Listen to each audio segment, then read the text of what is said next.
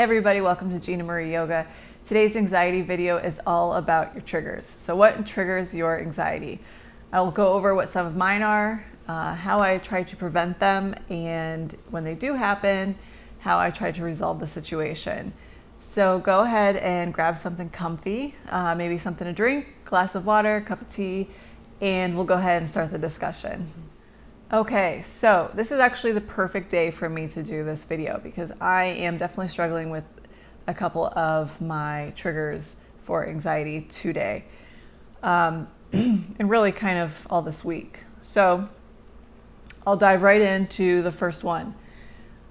Lack of sleep is huge, and I think that probably a lot of people who have anxiety can relate to this. And you know, ask anybody, not getting an adequate amount of sleep each night for someone who has anxiety is super important, that you don't fall back on your sleep, that you always are getting enough hours to keep you going, because for me, I know that is a big one. And this week especially, which seems to be a trend over the past several weeks because I'm not being very disciplined, but I'm not getting enough sleep. I am somebody who needs a solid 8 hours of sleep, nothing less. I cannot, 7.5, I can maybe go one day on 7.5, but I have to have 8 hours of sleep.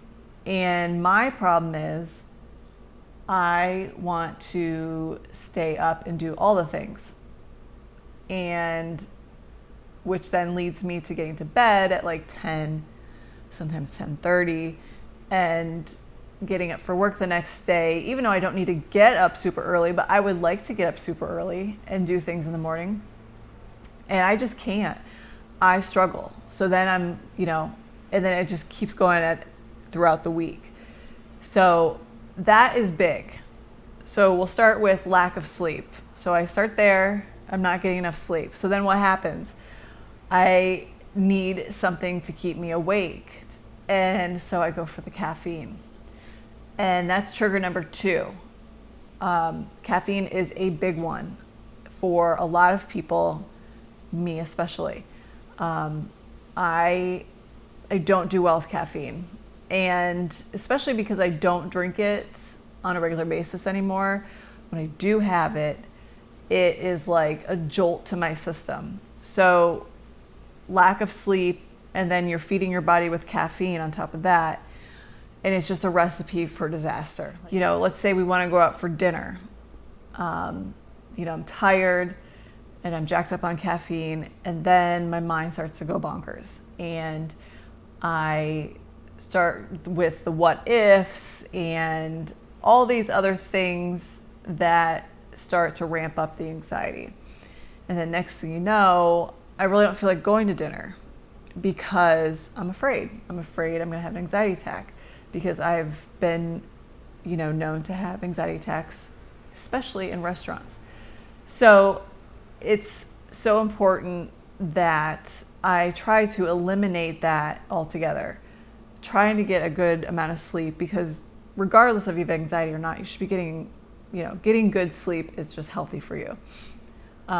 And then the caffeine on top of that, I can drink tea with caffeine and I'm usually okay. It's the coffee that gets me. So, trying to eliminate both of those altogether, all I have to do is get a good night's sleep. And that means being more disciplined. And, I can get up earlier the next day and maybe do a little yoga or, some light workout in the morning, like I really would like to do, rather than hitting the snooze like 2, and I kid you not, I hit it 3 times this week in one morning. The next one is alcohol. I don't drink to drink. I drink because I enjoy the taste of wine, and I'm a wine connoisseur. So I'll have 1 glass, that's it. But where I find that I get myself in trouble is when I'm not getting the sleep and I am away from home. So this is gonna kind of maybe sound a little weird, but so home to me is like my safe place. It is where I'm able to calm down, where I can lessen my anxiety very easily because it's my comfort zone. It's my home. It's where, and I'm sure a lot of people feel that way. So when you pull yourself out of that environment and you are not able to access that environment when things go a little haywire, it gets you worked up. It gets my anxiety worked up. So for instance, if I am away on vacation, or, honestly, even if I am home, as in like my parents' home visiting, if I'm overtired and let's say I've had, a couple glasses of wine, and I can start to feel myself getting a little anxious. The fact that I am not home and can just be comfortable, it makes my anxiety get worse because I'm away from my comfort zone. And, that happens on vacation, that happens anywhere where I am away from my house.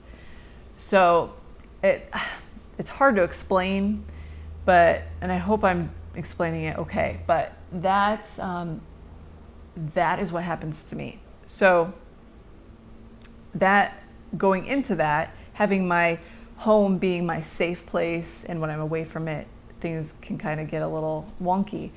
The other trigger for me is being sick. For me, where things start to get bad is if I'm nauseous or my stomach is upset at all. That causes anxiety because I have a phobia of being ill, meaning like vomit. So we'll get, that's a whole nother video, but that is a big one for me. So as soon as I start to feel a little nauseous, it is like game over. I want to be out of whatever situation I am currently in, and I want to get to my safe place, which is home, or let's say we're on vacation, I want to get to the hotel, and I don't want to leave until I feel better. And the more and more nauseous I feel, the more and more my anxiety raises. So that is, so all of those are really my biggest triggers. Low blood sugar, that's a big one for me too. I didn't think of that. I forgot about that one. Not eating properly, having low blood sugar, that's another one that triggers my anxiety almost all the time. So lack of sleep, caffeine, alcohol, being sick, and any of those things mixed in with being away from home, my safe place, are all big triggers. So how do I avoid them or prevent them from happening at all? So one, going to bed early and being consistent with that and disciplined. So I hope everyone holds me accountable for that because I need to start doing it. Like that's something I'm really not doing well at right now, and I need to get back on track with that. So as long as I'm getting enough sleep, then I'm not reaching for the caffeine. So that's two that I can prevent. It's very easy to prevent. I just have to do it. Alcohol, as long as I'm not overtired and I don't exceed my limit, and I know what my limit is, I can have a glass, maybe two. So as long as I stick to that and I'm not already, like I said, exhausted, I'll be fine. And you know, being, no, excuse me, being nauseous, that one, you know, sometimes that's hard to prevent, but you know, if you're really sick. But for me, I know that there are certain things I shouldn't be eating. And so I need to not obviously eat those things if I'm out, and to prevent the whole stomach not feeling well. And the other part of that is, if I am already not feeling well, then I probably should just call it quits and stay home. So that's not giving up or not pushing yourself through the anxiety. That is just being, in my mind, that is just being conscious of how you feel and knowing when to say no. Like, sorry, I can't go out, not feeling well. So I know it's probably not going to end up well for me. So I'm just going to save myself from having to make an emergency exit because my anxiety's going bananas, and stay home, plain and simple. So any place that I've had a panic attack, anxiety attack, those are all triggers for me. And the main ones are restaurants and planes. And I think for the most part, that is it. I mean, I've had obviously anxiety attacks and panic attacks in other places, but the ones that are reoccurring were big ones were the restaurants and also on a plane. So what I do what I started to do back when I was really in the midst of my recovery is, you know, any of the restaurants that I had a panic attack at, you know, especially the ones that were local that I could actually go back to. Once I was in a good place, I went back to those restaurants. And for me, that meant not sitting in the dining room and, you know, in a big dining room that's going to be crowded. I always like to sit at the bar or in the bar where it's a little more, it's a smaller area, and, you know, for whatever reason, I feel a lot more comfortable in that part of the restaurant rather than in a big dining room. So I started really small. I would go to the restaurant and, you know, I was always with my husband and we would sit in the bar area and have a meal. And then I would mark one restaurant off my list. And then I went to another restaurant that I'd have that same, you know, where I had a panic attack. And slowly my brain realized that it's not a scary place. And so I can go to those places now and not have to be in that constant state of worry. So, and also, you know, it's important to tell yourself for any of these situations that no matter what, you can get out.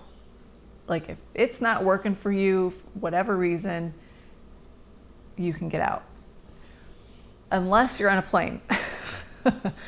And so my other one, as I said, is a plane.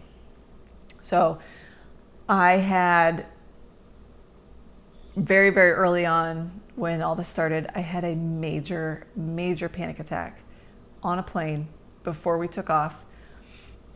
Before the door had shut, I tried to get off. Like I was convinced I'm not flying. And so this goes back to my safe place of, you know, my home being my safe place and needing that safe place. So leading up to getting on this plane, I was riddled with anxiety.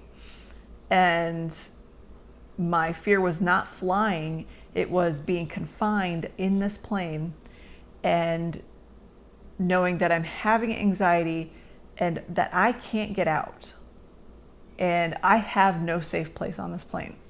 Like, I am in this plane, I'm surrounded by a full plane of people, and there's nowhere for me to go. Like, I'm stuck in the seat, and I'm like, what if I get sick? Like, I want to be alone. I want to be in my house. I want to be on my couch. I want to be in my bedroom. I don't want to be on this plane. So leading up to that flight, having the anxiety, a lot of things I did wrong. And this is before, obviously, I knew the proper way to handle the situation. So I started out with me having alcohol, thinking that would work. It doesn't. Don't do that. Please don't do that. Drowning yourself in alcohol is just going to make things worse. So I had a couple glasses of wine, and didn't eat because my stomach was so tied up in knots I couldn't eat. And then, so that then created my stomach ache. And as you can see, knowing what my triggers are, I'm just really digging myself a big hole at this point. So before we got on the plane, I then took a Dramamine because I was hoping it helped with nausea, but also because I was hoping it would knock me out, just make me sleep. So what it did was it did make me super tired, but it at the same time just made everything worse because now I'm like exhausted, I'm tired, I've had 2 glasses of wine, my anxiety is going out of control, and it's just getting worse and worse by the minute. So I got on the plane, told my husband I wanted to get off as soon as we sat down. I remember people staring at me, even though I thought I was being quiet, but I'm sure the look on my face was just the look of absolute terror. Long story short, I had some music that I was able to play to keep myself as calm as possible, and I did end up falling asleep. And it was only a 2-hour flight, thankfully, so we made it, and that was good. But I was good throughout the flight, but I still had that anxiety hangover the next day, which we can talk about in another video. But, all those things, I look back and all those things that happened, I should not have done. So knowing all of what I know now and knowing what my triggers are, when I fly, I have a bottle of Xanax, but I only have like 3 to 5 pills in that bottle. And I do keep it in my purse at all times. And honestly, I think I've had the same bottle for over a year, and I have 2 pills left. So that is what I refer to as my emergency stash. And I only use Xanax when I know that things are going to go wrong real quick and I need to correct the situation. And I'm not able to do it maybe in the way that I would like. I go for the Xanax.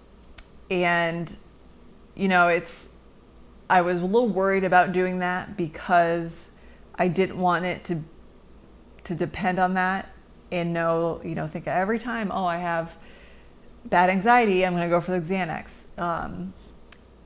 Luckily for me, that's not how it has gone. Like I said, I've had the same bottle of pills for over a year, but I got them specifically for flying because usually anywhere else I'm at, I can walk away from that situation. When you're on a plane, you really can't. Yes. It almost just makes me feel calm knowing that I have it just in case. I might not use it, but they're there if I need them. Okay, so my advice to you would be to really think about what triggers your anxiety. What has happened in the past or recently that has maybe caused your anxiety to spike. And you might have to write stuff down. Like when you are having anxiety, think about what happened that day. Think about what you ate. Think about, anything that you consumed. Did you get enough sleep? Those are really important things to know, because while you might have anxiety and it could be caused by something completely different from any of your triggers that you can think of, it's always good, in my opinion, to know what is going to be an automatic trigger for you. And if you can avoid those things or know how to handle it when the anxiety is induced by those things, to have a plan, I think that is super important. You're almost getting ahead of the anxiety before it gets really bad. So that would be my advice. And once you nail down what you can think of your triggers are, the other important part of that is to be disciplined enough to not have too much caffeine or any caffeine, to go to bed when you need to go to bed and get enough sleep. Like I said, I have been lacking, which is why today I was so exhausted. Like I came home from lunch and I didn't even eat lunch. I laid on the couch and took a little baby nap. Like I don't ever do that. And then before, again, didn't eat lunch, but made sure to pour myself a little bit of coffee to get me throughout the day. Like all of that is so bad and for me, and I shouldn't have done any of it. Like I could have prevented all of that. And just doing this video and saying it is just like driving it home. Okay, I need to get it together and, get myself enough sleep, take out that caffeine, and do a better job for me so that I'm healthy and that I don't have to have these issues with anxiety, because I can prevent them by not doing those things. That's just another step into taking control over the anxiety and not letting it control you. So I hope this was helpful and relatable. And if you have any questions in regards to anxiety triggers, please shoot me a message. I'd love to hear from you. So stay healthy, everyone. Take it one day at a time. And I look forward to chatting with you again. Namaste.